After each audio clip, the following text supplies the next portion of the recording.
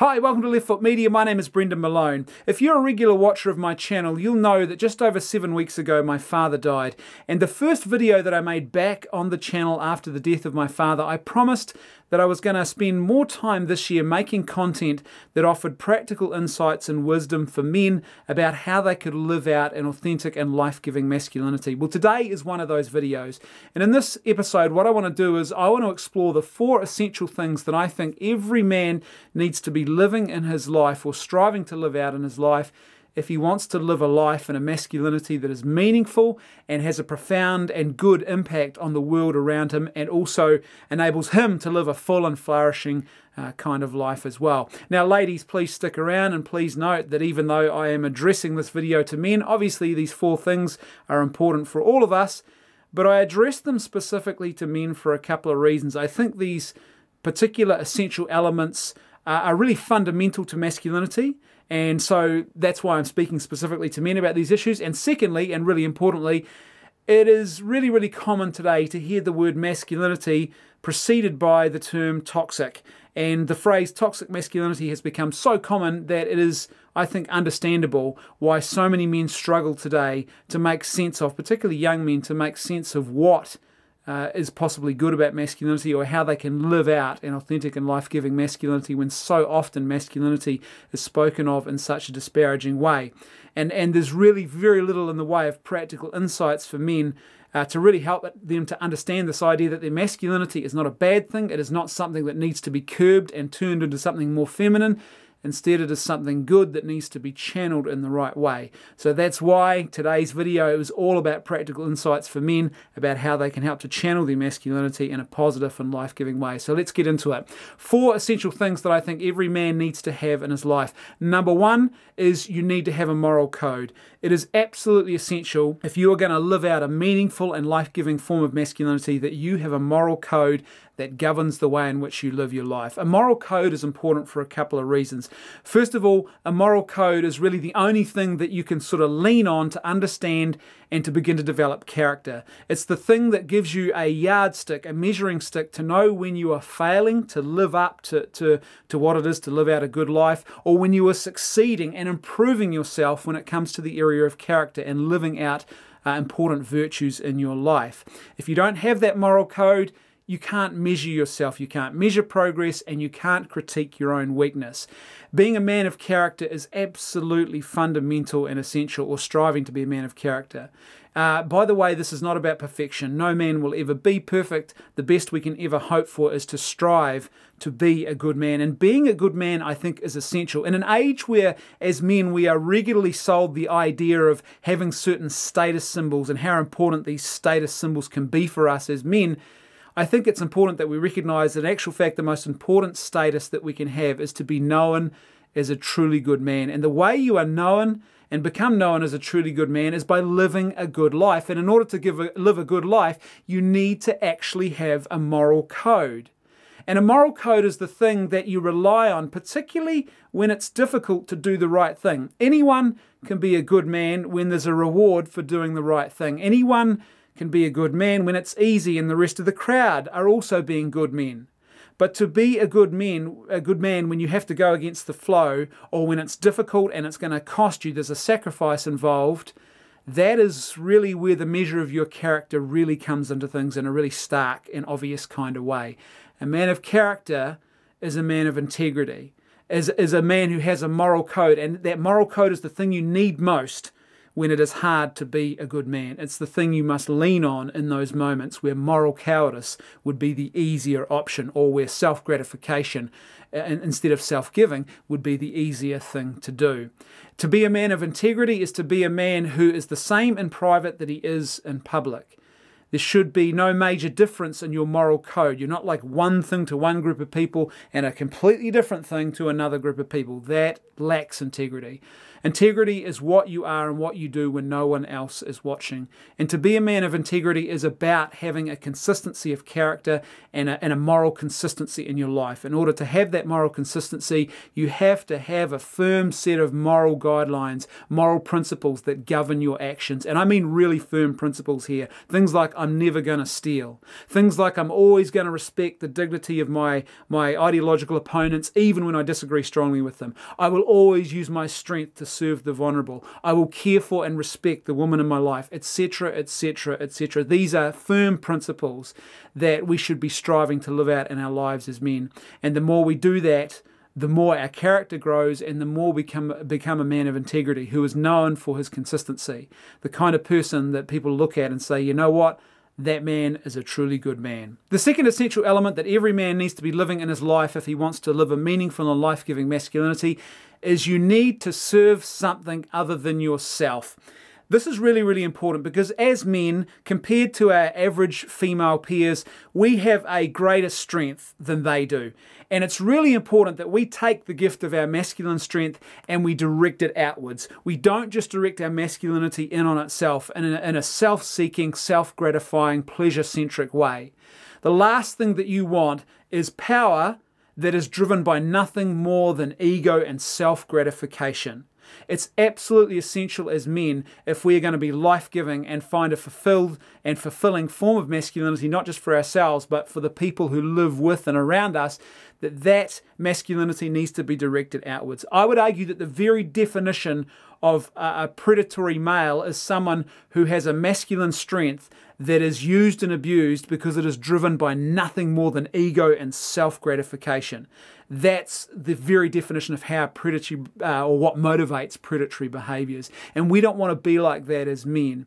If we want to find fulfillment ourselves, and we also want to be the kind of men that other people encounter, and they are really transformed in a good and positive way, whether that's a small way or a big way, by encountering us, then we need to serve something other than ourselves.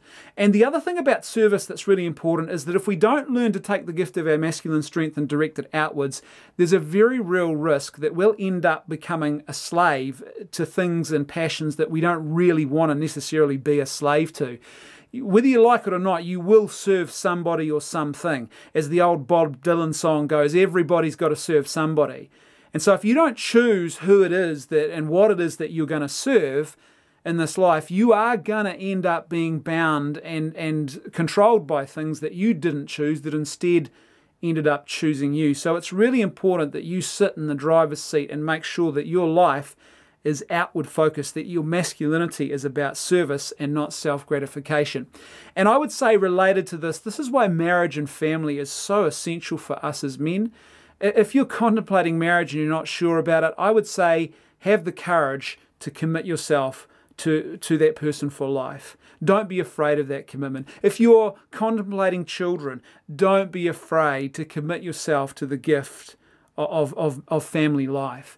It is a profoundly important thing for us as men. It calls us out of ourselves in ways that nothing else does. My life was profoundly transformed when I got married and began to live out this married life where I had to serve someone else who was living under the same roof as me in such a sort of intimate and ongoing and constant kind of way. And it ramped up even more when we had kids, because all of a sudden children made these profound demands of me as a man that I'd never ever had anybody make of me in my life before that point.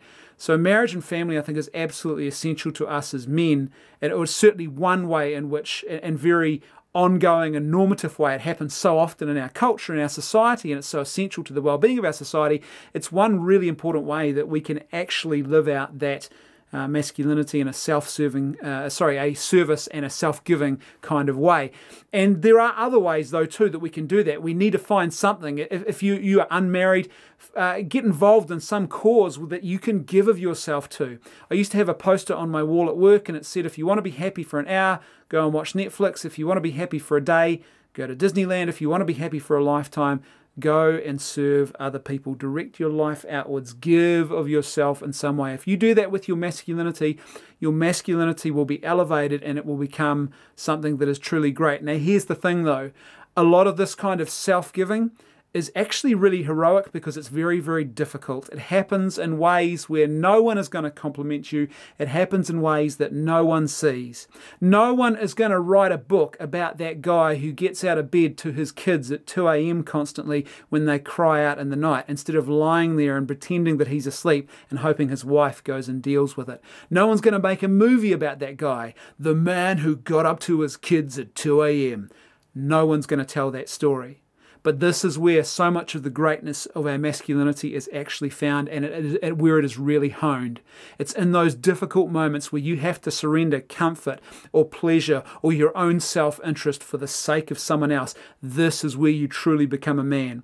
Someone described it to me like this one day. The difference between a man and a boy is that a boy thinks only about themselves. The moment you think about others is the moment you are becoming, or you have become, a man. And what that means is this, that even men can slip back into being childish, immature boys. The moment we stop thinking about others and we start thinking only about ourselves is the moment we have become a boy again. And that's the thing that we want to avoid. The way to avoid it is by serving something other than yourself. The third essential element that you need to have in your life if you want to live an authentic and life-giving masculinity is you need to have a sense of purpose and of challenge. Find the thing that you just love doing, that whatever it is that really spins your tires. Now, if you're lucky, you might be able to make a living doing that thing, but probably for a lot of us, we won't be able to make much of a living doing that thing that we really, really, really love doing. But it doesn't matter. Do that thing anyway, even if it's only on the weekends, even if it's only after hours and in your spare time. Grab that thing that you are passionate about doing and do it well. And here's the thing. Make sure that you also have lots of moments of challenge in your life as a man. One of the most important things for our growth as men is to actually be challenged. And this isn't just in areas when it comes to our personal character and moral development, but also in lots of practical ways as well. One of the things that we love doing as men is we love showing off.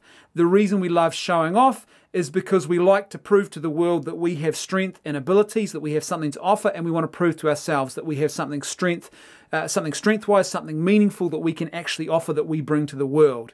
Now, the thing is, we need healthy outlets for that, and we need healthy ways to challenge ourselves, and that gives us a sense of confidence as well. If you learn a new skill, if you learn something new, you develop yourself in some way, there is a sense of pride that you can take from that as a man. There's a sense of confidence that you get from actually achieving that thing, no matter how small it might be.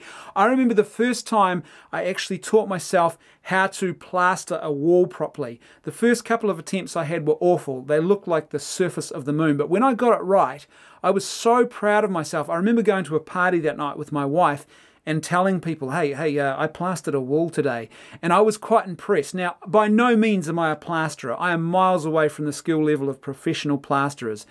But I took a sense of pride from being able to achieve something. It was a challenge. I had to overcome the challenge. I was really bad at it at first, but as I worked at it and as I gave myself to it, I actually developed this new skill. There was a sense of purpose. There was a sense of challenge in that. If we don't find healthy outlets for that masculine desire to be challenged in order to prove ourselves to the world, then the chances are that we will find really dumb or destructive ways of trying to prove to the world how awesome we think we are.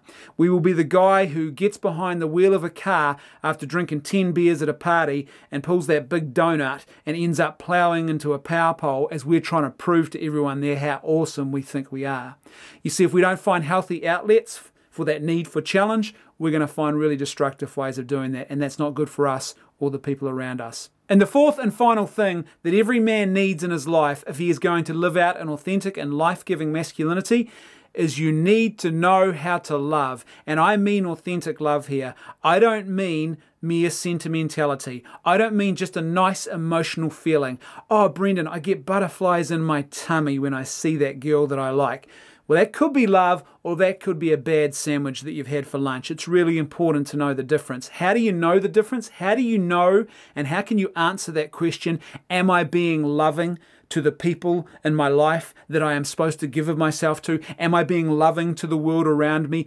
Do I really truly love other people? There is one clear way that you can answer that question, and that is by looking at your actions. Because love, authentic love, is a tangible, concrete thing. It is a tangible, concrete action.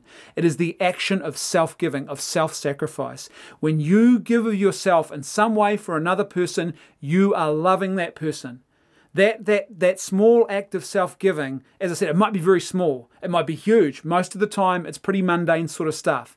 Getting out of bed and letting your wife sleep so you make breakfast for the kids, or doing something around the home without being asked, or making sure that you volunteer first when someone is needed to do some difficult task.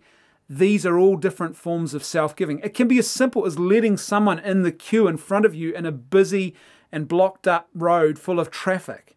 Right? It's a simple, small form of self-giving, but those forms of self-giving, they are little moments or big moments where we are showing authentic love.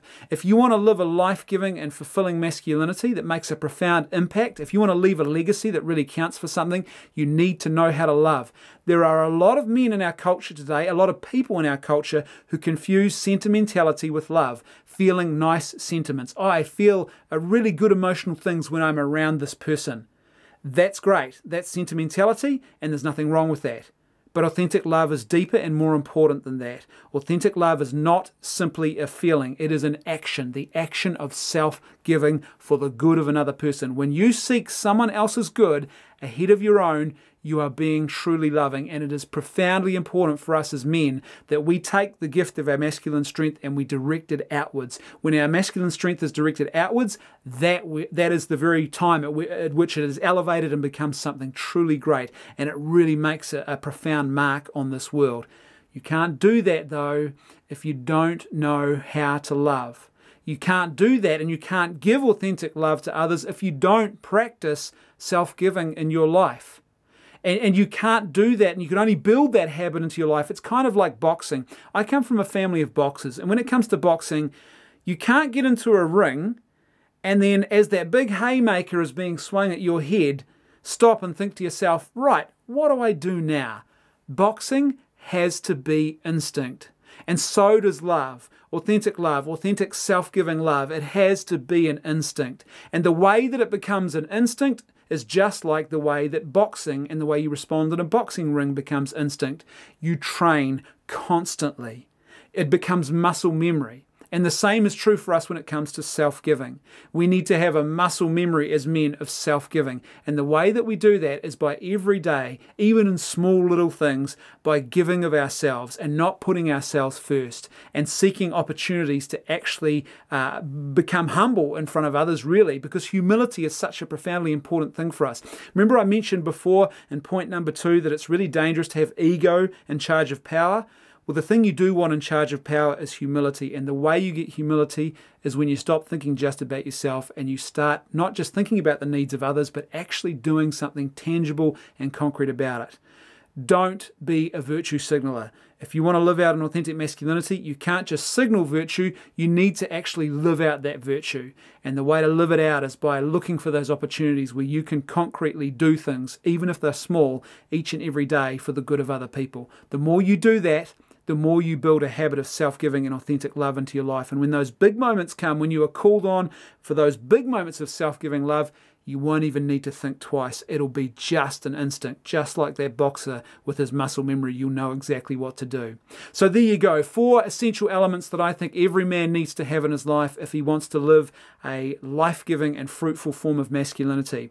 Do you agree? Do you disagree? Please let me know in the comments section below.